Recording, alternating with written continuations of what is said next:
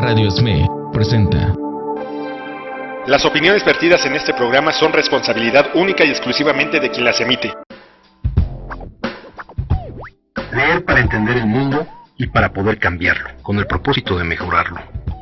Leer para cambiar uno mismo, leer por gusto, por pasión, para saber, para conocer y también para dudar, para cuestionar. Letras militantes. Comenzamos. Después de salir de casa, después de todo, podremos contraer el virus o transmitirlo a otros. Ya hay más de 783,000 casos confirmados y 37,000 muertes en todo el mundo. Ahora todos tenemos el poder de matar, dice Mbembe. El aislamiento es solo una forma de regular ese poder. Mbembe, de 62 años, acuñó el término necropolítica en 2003. Investiga en su trabajo la forma en que los gobiernos deciden quién vivirá y quién morirá, y cómo vivirán y morirán. Enseña en la Universidad de Witwatersrand en Johannesburgo. El pasado viernes 27 de marzo, Sudáfrica registró las primeras muertes por el coronavirus. La necropolítica también aparece en el hecho de que el virus no afecta a todos por igual.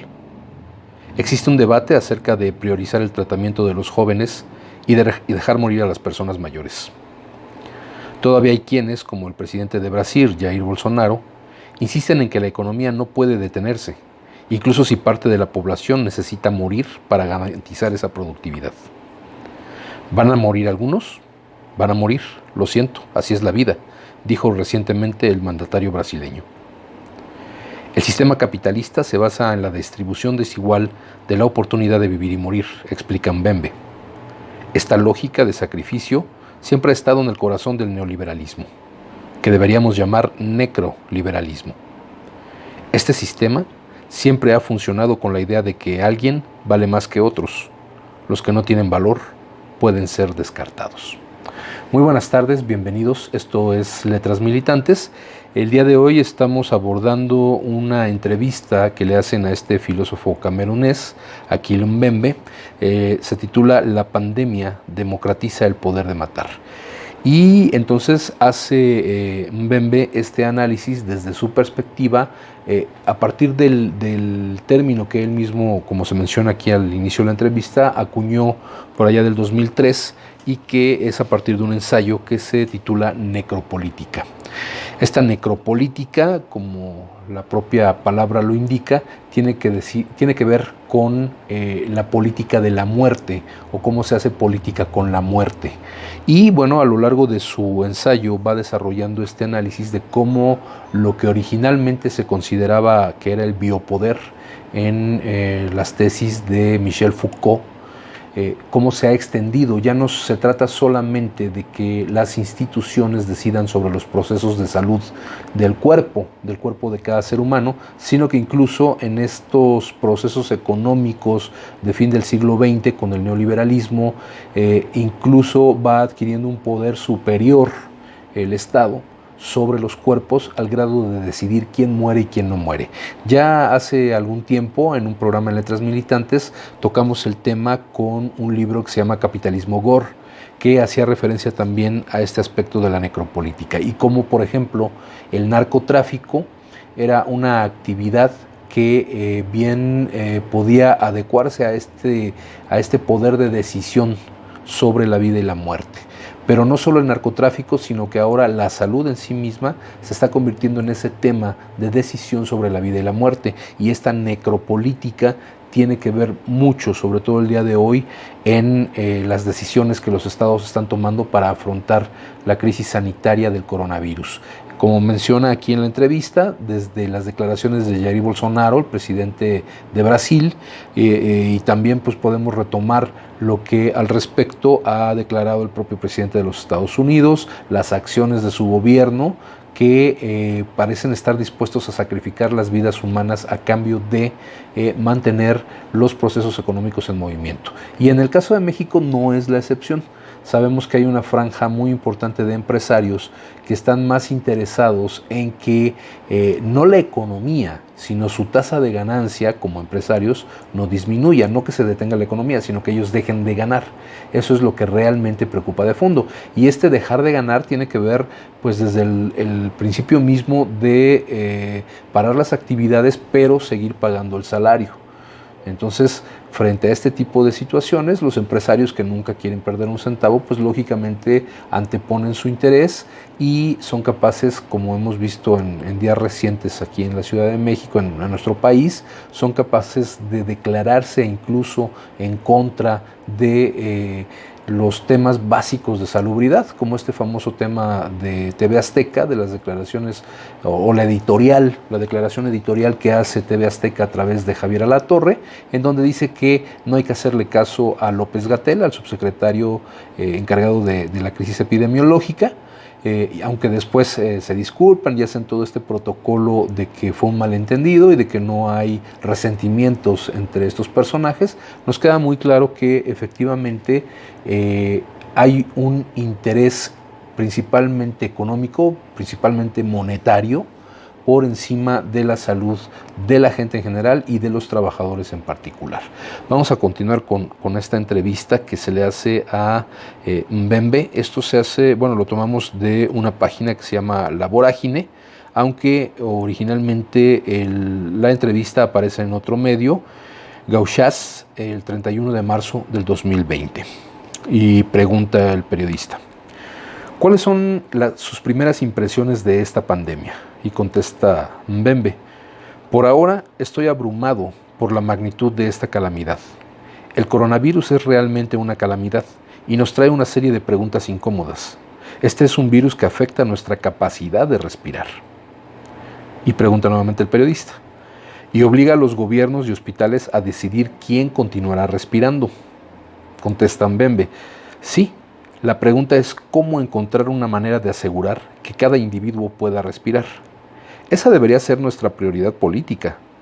También me parece que nuestro miedo al aislamiento, a la cuarentena, está relacionado con nuestro miedo a enfrentar nuestro fin, nuestro propio fin. Este miedo tiene que ver con no poder delegar nuestra propia muerte a otros. ¿El aislamiento social nos da algún poder sobre la muerte? Sí, un poder relativo. Podemos escapar de la muerte o posponerla. Contener la muerte está en el corazón de esas políticas de contención. Este es un poder, pero no es un poder absoluto porque depende de otras personas. Pregunta el periodista: ¿depende de otras personas aislarse también? Sí. Otra cosa es que muchas de las personas que han muerto hasta ahora no han tenido tiempo de decir adiós. Varios de ellos fueron incinerados o enterrados inmediatamente, sin demora, como si fueran basura de las que tenemos que deshacernos lo antes posible. Esta lógica de eliminación ocurre precisamente en un momento en que necesitamos, al menos en teoría, a nuestra comunidad.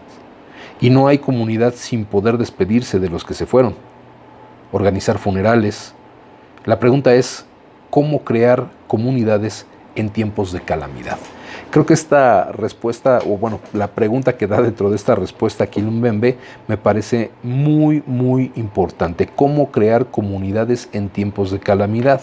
Y particularmente esta calamidad que nos obliga a aislarnos, a separarnos hasta de nuestros seres más queridos, ¿no? Que incluso en el caso de los padres, que son un grupo de riesgo muy importante dentro de esta pandemia, pues el alejamiento que se tiene que dar de manera obligada, pues tiene otras implicaciones en la salud, pero en la salud mental, en el estado anímico de la gente, el hecho de no poder frecuentarnos, de no poder abrazarnos, lógicamente genera un problema también en el estado de ánimo, que en muchos casos también afecta el estado inmunológico.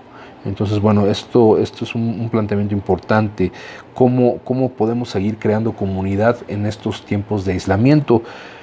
Al parecer, este tipo de conexiones, como la que estamos teniendo a través del programa, a través de Radio ESME, a través de las videoconferencias, utilizando esta herramienta de Zoom, pudiera paliar parte de esa interrupción en la comunicación y en el crear comunidad.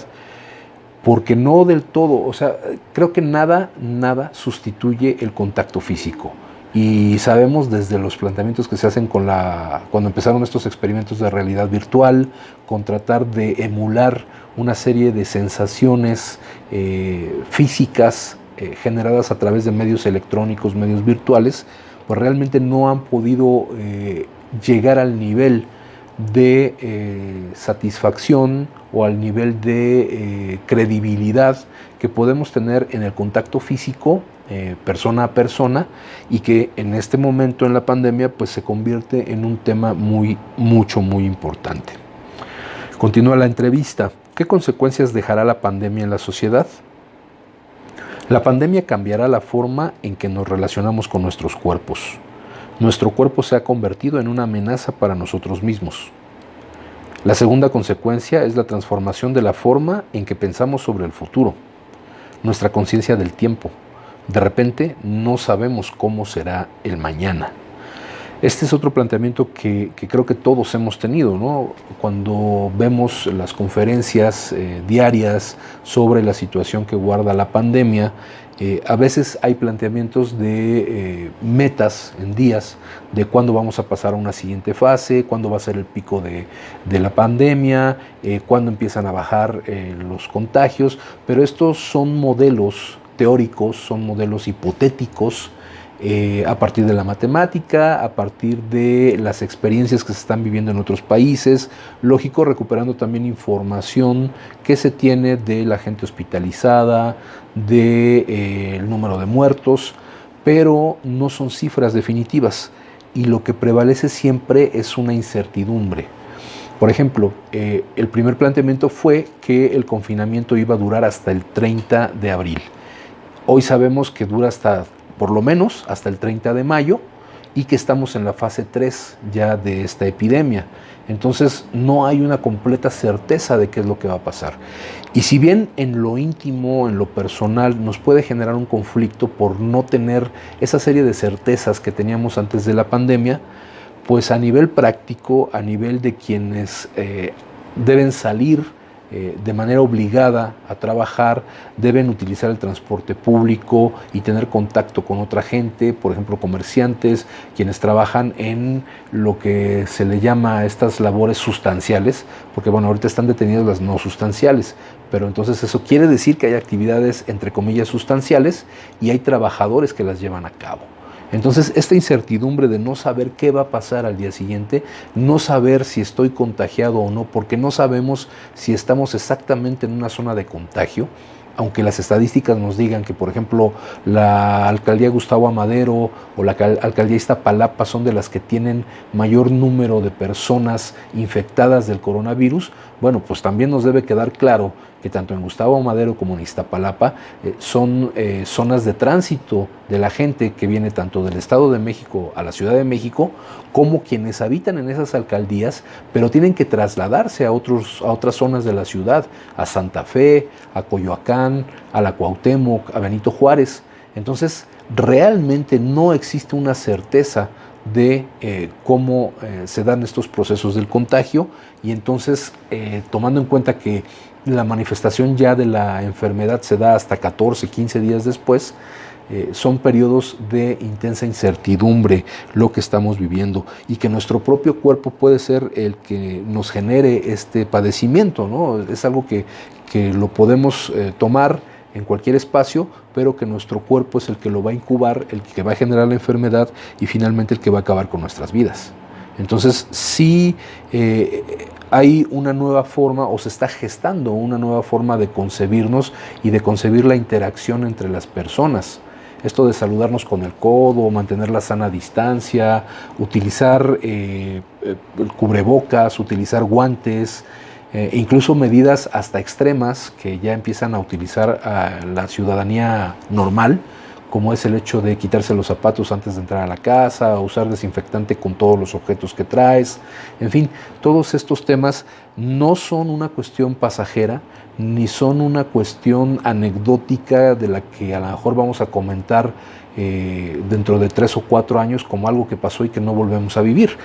Quizás, y esa es parte de esa incertidumbre, va a transformar la manera de relacionarnos entre nosotros en sociedad con otros seres humanos y con nuestro propio entorno, porque aquí hay un tema que no debemos perder de vista. Estas noticias que están surgiendo de los animales que regresan a sus entornos que fueron invadidos por el ser humano, el caso específico de las playas, veíamos que por ejemplo en Acapulco ya hay ballenas, vemos que por ejemplo la fluoroluminiscencia que se ve en las noches de estos organismos que también generan luz en las playas, cosa que no se había visto en 60 años en Acapulco, está ocurriendo. Animales que habitan en el bosque y que ahora están circulando en calles que están vacías porque están confinados los seres humanos. Bueno, es una transformación que debemos tomar muy en cuenta porque no es un tema que sea meramente anecdótico. Es un tema que nos debe generar también una reflexión muy profunda del daño que como seres humanos le hemos hecho a este planeta. Simplemente algunas de las teorías que hay sobre la mutación de este virus, del corona, que ahora es el COVID-19, nos hablan de que la exposición de estos virus a ciertos ambientes químicos, a contaminación en el medio natural, etcétera, fue lo que generó esta mutación en particular que hoy afecta a los seres humanos. Entonces, no dejemos de lado el que esa contaminación, ese daño al entorno que genera incluso mutación en algunos organismos, también es responsabilidad del ser humano como género, pero particularmente es responsabilidad de un sistema de producción que no se para a pensar en las consecuencias de los daños que está generando en la naturaleza, en los recursos y en la salud física y mental del ser humano. Y este sistema es el capitalismo, con su vertiente más actual, que es el neoliberalismo. Bien, continuamos con la entrevista. Preguntan a Aquila Mbembe: ¿nuestro cuerpo también es una amenaza para los demás si no nos quedamos en casa? Sí, ahora todos tenemos el poder de matar. El poder de matar ha sido completamente democratizado. El aislamiento es precisamente una forma de regular ese poder. Entonces, bueno, este es un planteamiento que es aterrador, ¿no? Si pensábamos que antes la capacidad de matar le era concedida a quien tenía una cierta clase de poder, un poder económico, un poder político, un poder social, y que, bueno, pues se entendía como una diferencia sustancial en la relación social, es decir, sabemos que un policía pues nos puede matar, que un narcotraficante nos puede matar, pero hoy en este ambiente de pandemia, pues ahora resulta que el contacto físico con otra persona que quizás ni siquiera conozco puede resultar en mi fallecimiento por una serie de complicaciones. Es un tema que vale la pena también ahondar y reflexionar con mucho cuidado. Otro debate que evoca la necropolítica es la pregunta sobre cuál debería ser la prioridad política en este punto: ¿salvar la economía o salvar a la población? El gobierno brasileño ha estado haciendo señas para que se priorice el ahorro en la economía. Contesta Mbembe: esta es la lógica del sacrificio que siempre ha estado en el corazón del neoliberalismo, que deberíamos llamar necroliberalismo. Este sistema siempre ha funcionado con un aparato de cálculo. La idea de que alguien vale más que otros. Los que no tienen valor pueden ser descartados. La pregunta es, ¿qué hacer con aquellos que hemos decidido que no valen nada? Esta pregunta, por supuesto, siempre afecta a las mismas razas, a las mismas clases sociales y a los mismos géneros. Y este es el otro tema importante. En materia de bioética estuvo circulando hace poco un manual que básicamente era para la gente que está trabajando en el sector salud y que tenga que saber qué decisiones tomar frente a este tipo de emergencias. Y ahí era donde se hablaba de este debate que ha habido sobre que en un momento dado, si hay dos personas que están con serias complicaciones y necesitan utilizar un respirador, se le diera preferencia a quien es joven por encima de quien ya es un anciano o es un adulto mayor y que entonces tiene menos probabilidades de sobrevivir. Entonces aquí la estadística se convierte en un sustituto de la ética, ¿no? ya la discusión se transforma también, pero lo que no se transforma, como lo señala Mbembe, es que generalmente quienes son considerados descartables en todo este proceso, él habla de las mismas razas, porque bueno, Mbembe ha sido un investigador, un escritor, un pensador muy preocupado sobre la situación de África, sobre el poscolonialismo, o sea, qué pasa después de que dejan de ser colonia estos países y el control ya se da por otros medios, la política, la economía, etcétera. Y que siempre África es la gran víctima de todos estos procesos económicos globales, ¿no? De la extracción, de los megaproyectos, del agotamiento de los recursos naturales y de la propia violencia y esta necropolítica. Por eso en su ensayo parte de la situación que se vive también en África. Cuando habla, por ejemplo, de las mismas clases sociales, también se refiere a eso. Quienes siempre resultan descartables, pues es el proletariado. Son las clases más bajas, los desempleados, los parias, el lumpen, los que generan esa mala imagen, entre comillas, que dista mucho de todos estos festivales que estamos viendo en redes sociales, de quienes organizan conciertos en casa, de quienes dan consejos de cómo hacer ejercicio, de cómo cocinar, de cómo no sentirse abrumados por el confinamiento, cuando en realidad la mayor parte de la población es la que está padeciendo porque no se puede quedar en su casa a cuidar estas medidas básicas para controlar la pandemia. Y los mismos géneros. Aquí está hablando lógicamente de la discriminación. Sabemos que la otra gran pandemia, que fue la pandemia más dura del siglo XX, pues fue el SIDA, el síndrome de inmunodeficiencia adquirida. Y cómo esta en un principio se asignaba exclusivamente a ciertos grupos sociales, es decir, a lo que hoy conocemos como la comunidad LGBT, ¿no? Y a pesar de que era una enfermedad en la que todos éramos susceptibles de ser contagiados, siempre se decía que bueno, esa parte de la sociedad que era la que se había visto más afectada en un inicio, pues era fácilmente descartable, ¿no? Y bueno, la entrevista continúa en ese mismo tenor. Y le dice el periodista, como en la epidemia del VIH, en la que los gobiernos se demoraron en actuar, ¿por qué las víctimas estaban al margen? Las víctimas estaban al margen. Negros, homosexuales, consumidores de drogas, y contesta Mbembe, en teoría el coronavirus puede matar a todos. Todos están amenazados. Pero una cosa es estar confinado en un suburbio, en una segunda residencia en una zona rural. Otra cosa es estar en primera línea, trabajar en un centro de salud sin máscara. Hay una escala en cómo se distribuyen los riesgos hoy.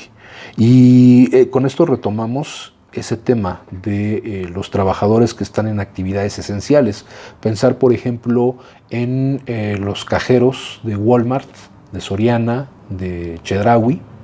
Pensar, por ejemplo, en quienes están atendiendo los servicios más básicos de comercio y que se ha dicho que son los héroes porque son los que están manteniendo todo esto, y no son los héroes.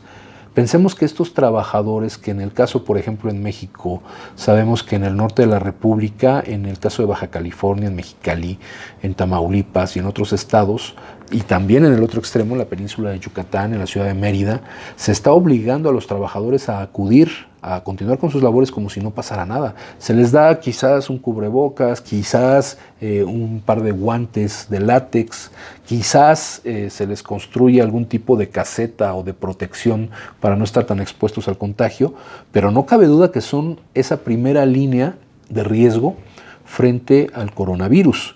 Y de repente se les llama, por ejemplo, también al servicio médico, que son los héroes. Pero más que héroes, en este sistema económico que conocemos, son rehenes del propio sistema, ¿no? Por eso, retomando en la discusión el tema de TV Azteca, ¿no? A Salinas Pliego le parece fundamental que deben continuar las personas trabajando. ¿Por qué? Porque son los trabajadores los que generan la riqueza. Los trabajadores generamos la riqueza. Los trabajadores no generamos las crisis. Las crisis se generan justamente cuando estos grandes capitalistas se niegan a ceder en su tasa de ganancia. Y si empiezan a haber pérdidas en su tasa de ganancia, si empiezan a haber pérdidas en la cantidad de dinero que ellos pueden acumular a partir del trabajo de los obreros, de los trabajadores y las trabajadoras, es entonces cuando se empiezan a generar las crisis, porque vienen los recortes también a las prestaciones que tienen los propios trabajadores, vienen los topes salariales y con la excusa de una nueva política laboral de mayor flexibilidad, etcétera, quienes terminamos pagando la factura somos los propios trabajadores. Continúa la entrevista. Varios presidentes se han referido a la lucha contra el coronavirus como una guerra. ¿Importa la elección de palabras en este momento? Usted escribió en su trabajo que la guerra es un ejercicio claro de necropolítica. Contesta Akil Mbembe. Es difícil dar un nombre a lo que está sucediendo en el mundo. No es solo un virus. No saber lo que está por venir es lo que hace que los estados de todo el mundo reanuden las viejas terminologías utilizadas en las guerras. Además, las personas se están retirando dentro de las fronteras de sus estados nacionales. Pregunta el periodista. ¿Hay un mayor nacionalismo durante esta pandemia? Sí, la gente está volviendo a chez soi, como dicen en francés, a su hogar.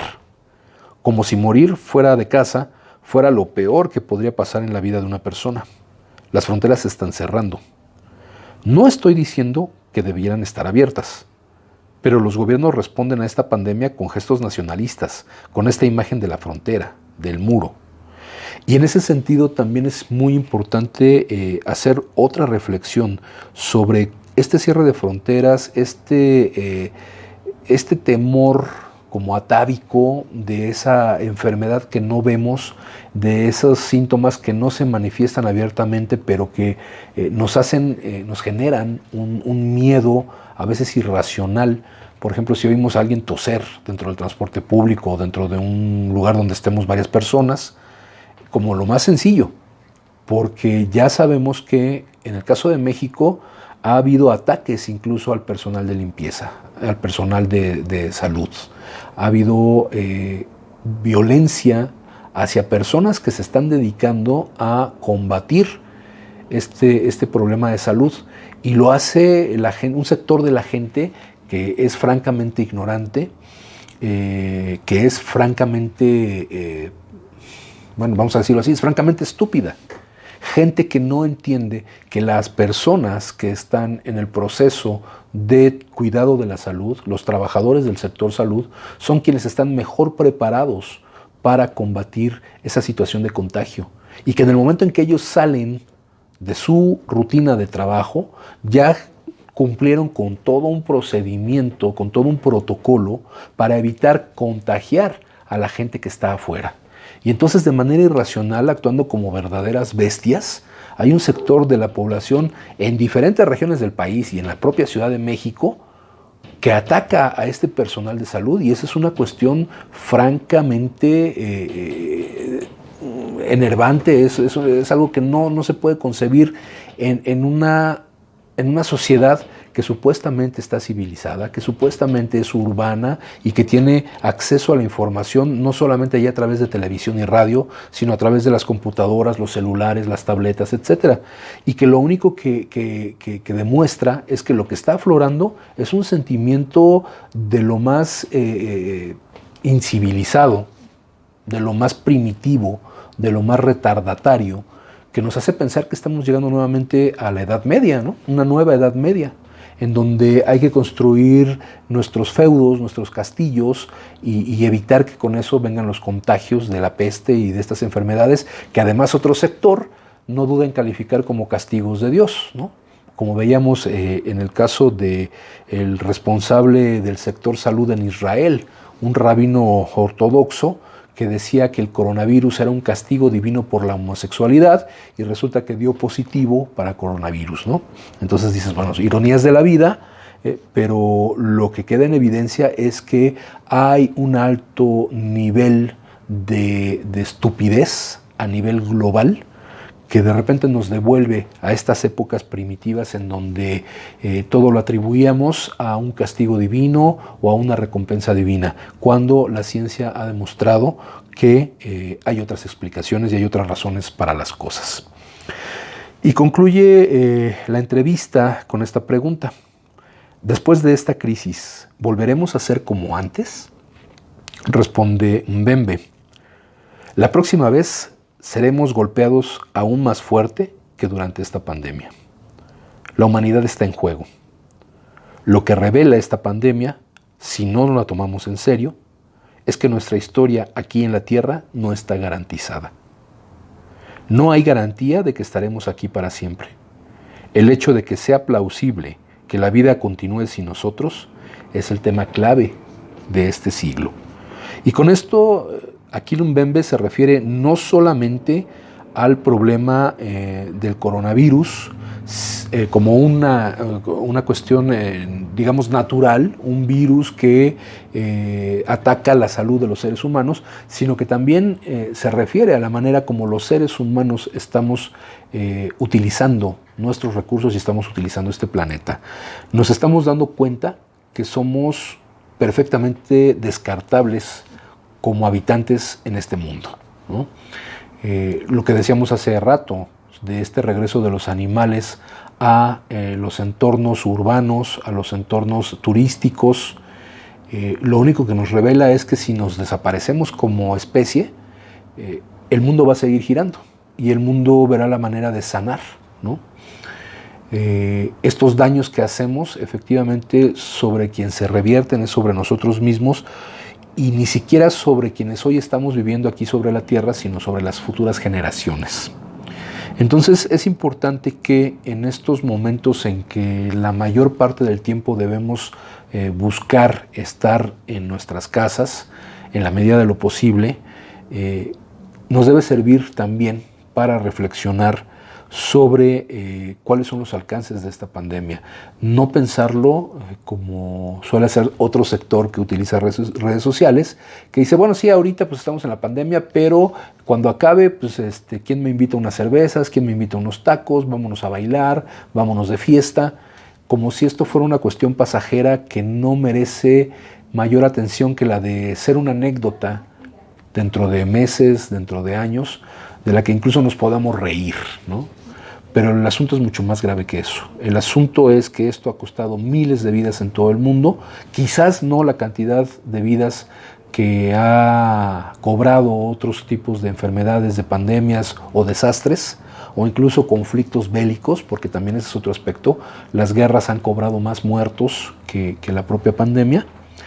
Entonces creo que eso nos debe servir como un punto de referencia para qué vamos a hacer en el futuro como género humano. Como decía Mbembe, cuestionarnos cómo vamos a hacer comunidad de ahora en adelante, y esa comunidad cómo se tiene que relacionar con su entorno. Son preguntas fundamentales que vale mucho la pena que nos hagamos para no caer en ese grado de primitivismo de estos sectores sociales que nada más les falta salir a la calle con antorchas para quemar a toda persona que traiga un uniforme médico. Creo que tenemos esa responsabilidad los trabajadores, primero, de ser muy claros en que quienes mueven este sistema somos los propios trabajadores. El hecho de que dejemos de trabajar es lo que pone en peligro la economía. Los millonarios, los empresarios, ellos no son los que generan la riqueza, ellos son los que disfrutan la riqueza que generamos los trabajadores. Entonces estas reflexiones nos deben servir para salir adelante de este proceso de crisis sanitaria. Bien, pues por el día de hoy se nos ha acabado el tiempo de nuestro programa Letras Militantes. Los invitamos, voy a subir al perfil de Letras Militantes el link de esta página donde está el artículo o la entrevista con Akil Mbembe, pero en esta página que les digo que se llama La Vorágine hay toda una serie de artículos que se han escrito desde muchos autores de diferentes partes del mundo, de diferentes formaciones y formas de pensar, pero que se refieren a este problema del coronavirus. Entonces vamos a pasar ese enlace al perfil de Letras Militantes, invitarlos también a que visiten el perfil de Cineclub Artes 45, en donde estamos subiendo recomendaciones y películas completas para que las puedan disfrutar desde sus aparatos que tengan conexión a internet y que puedan ver un cine que no necesariamente es el cine de cartelera, no necesariamente es un cine simplemente divertido, sino retomar muchas obras cinematográficas importantes, obras cinematográficas también del cine mexicano que vale la pena tener en cuenta y que bueno, nos generan también una discusión y una reflexión sobre lo que nos ha tocado vivir como mexicanos, como trabajadores y como seres humanos en este planeta que está reclamando porque las cosas se hagan de manera distinta. Nos toca a nosotros, porque si no somos nosotros, entonces ¿quién va a resolver estos grandes problemas? Bueno, pues muchas gracias. Decía Samuel Smiles, el libro es una voz viviente, es una inteligencia que nos habla y que escuchamos. Acompáñanos en la próxima emisión de Letras Militantes, a través de Radio SME, donde a los libros les damos la palabra.